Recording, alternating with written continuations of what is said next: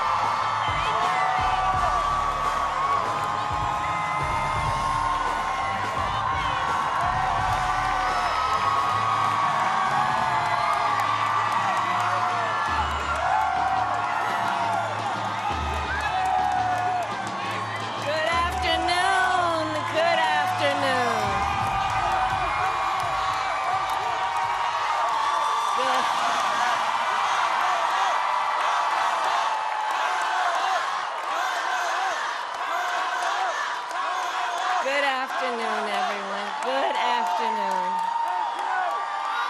Good afternoon. Good afternoon. Thank you all. Thank you, thank you. Thank you, thank you. So let me say, and I love you back. And I love you back. So let me say, my heart is full today. My heart is full today, full of gratitude for the trust you have placed in me, full of love for our country, and full of resolve. The outcome of this election is not what we wanted, not what we fought for, not what we voted for, but hear me when I say, the light of America's promise will always burn bright. As long as we never give up and as long as we keep fighting.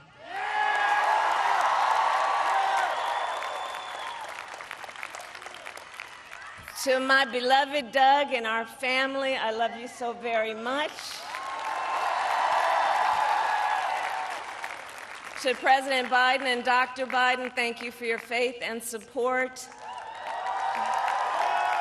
To Governor Walz and the Walz family, I know your service to our nation will continue.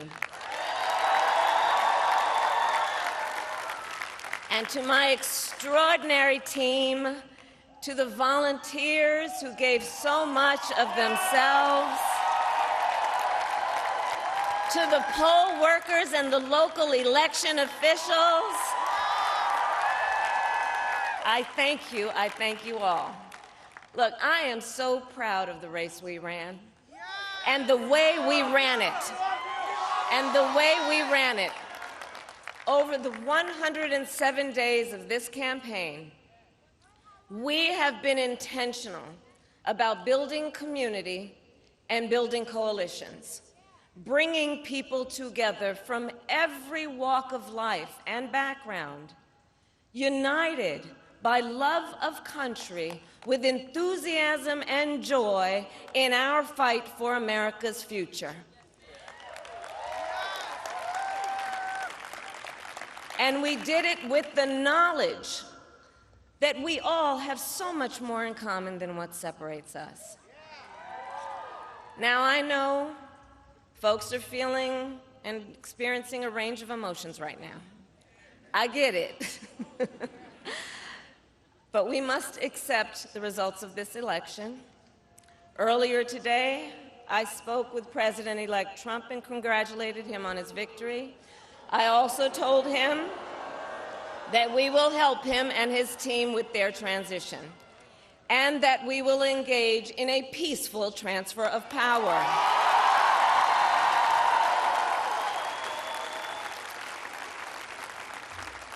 A fundamental principle of American democracy is that when we lose an election, we accept the results. That principle, as much as any other, distinguishes democracy from monarchy or tyranny. and anyone who seeks the public trust must honor it. At the same time, in our nation, we owe loyalty not to a president or a party, but to the Constitution of the United States.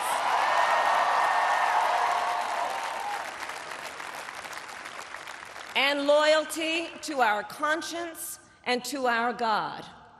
My allegiance to all three is why I am here to say, while I concede this election, I do not concede the fight that fueled this campaign.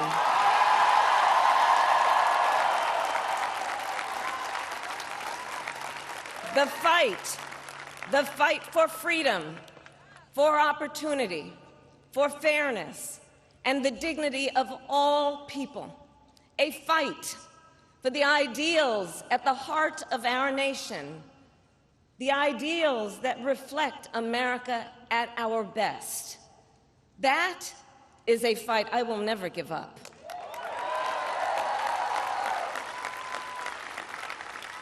I will never give up the fight for a future where Americans can pursue their dreams, ambitions, and aspirations, where the women of America have the freedom to make decisions about their own body and not have their government telling them what to do.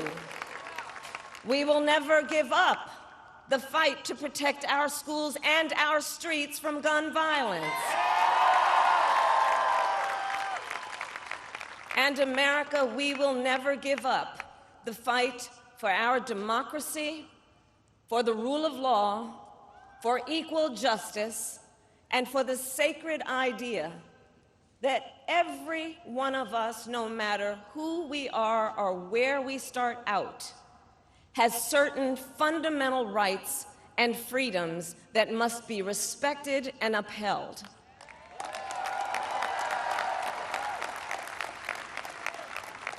And we will continue to wage this fight in the voting booth, in the courts, and in the public square. And we will also wage it in quieter ways, in how we live our lives, by treating one another with kindness and respect, by looking in the face of a stranger and seeing a neighbor, by always using our strength to lift people up, to fight for the dignity that all people deserve. The fight for our freedom will take hard work, but like I always say, we like hard work. Hard work is good work. Hard work can be joyful work. And the fight for our country is always worth it. It is always worth it.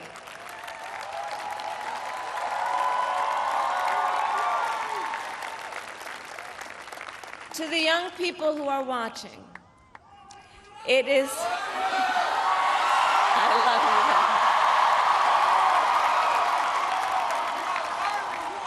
you. To the young people who are watching, it is okay to feel sad and disappointed, but please know it's going to be okay. On the campaign, I would often say, when we fight, we win. But here's the thing. Sometimes the fight takes a while. That doesn't mean we won't win. That doesn't mean we won't win. The important thing is don't ever give up. Don't ever give up. Don't ever stop trying to make the world a better place. You have power. You have power. And don't you ever listen when anyone tells you something is impossible because it has never been done before.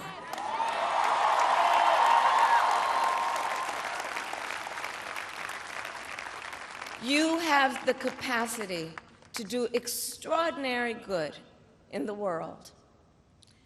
And so to everyone who is watching, do not despair. This is not a time to throw up our hands. This is a time to roll up our sleeves. This is a time to organize, to mobilize, and to stay engaged for the sake of freedom and justice and the future that we all know we can build together.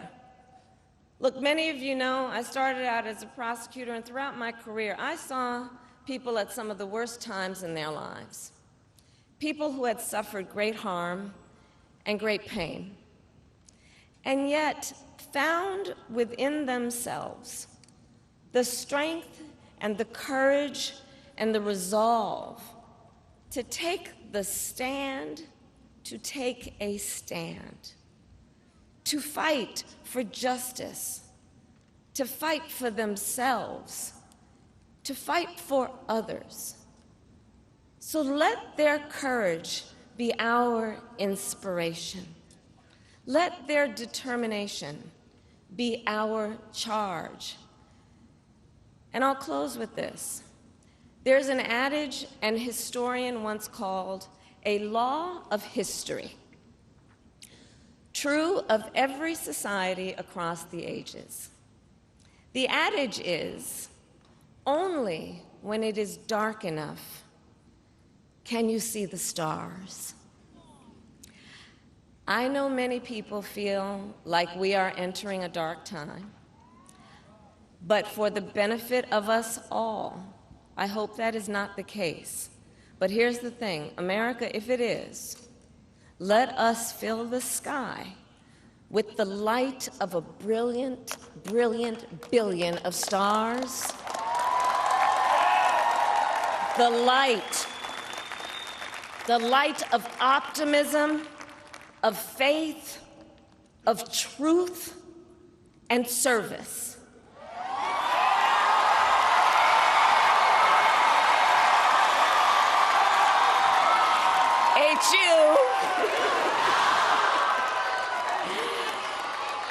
And may that work guide us, even in the face of setbacks, toward the extraordinary promise of the United States of America. I thank you all. May God bless you, and may God bless the United States of America. I thank you all.